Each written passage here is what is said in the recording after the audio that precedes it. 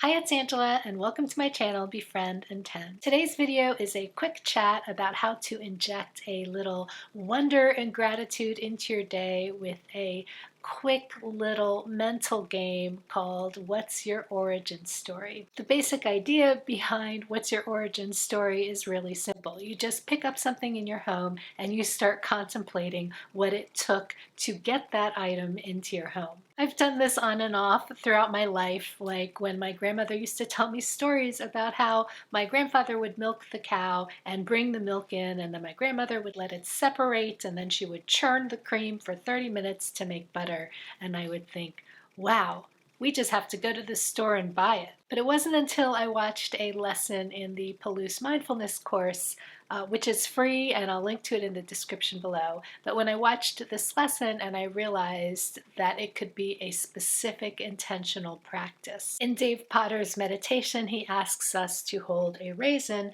and to contemplate everything that went into the making of this raisin. So for example, this raisin began as a seed somewhere planted in the earth, and then it took in nutrition from the earth and from the sun and from the rain, and it grew into a vine that eventually bore grapes. And then the grapes had to be harvested by laborers or perhaps machines, and then they were gathered and dried.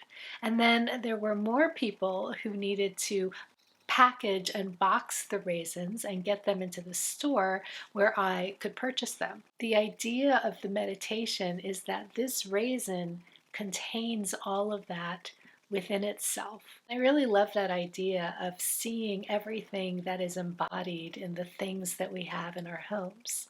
And it reminds me of the poem by, I think it's William Blake, about how you can see the world in a grain of sand.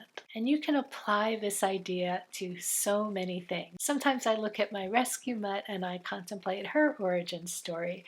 I mean, she's descended from an unbroken line of dogs through recorded history, and I guess before that wolves, and before that stardust. I mean, it's really sort of remarkable. And then following that chain all the way forward, she was born, she was abandoned, and then she ended up in our home. We were one of 40 applicants, and it's just really really helps me appreciate her even more than I already do. Not that she needs more appreciation. Anyway, the basic point is that we are all smack dab in the middle of a million miracles, and when we can shift our thinking just a little bit, we can experience a really profound and pleasing sense of appreciation and gratitude.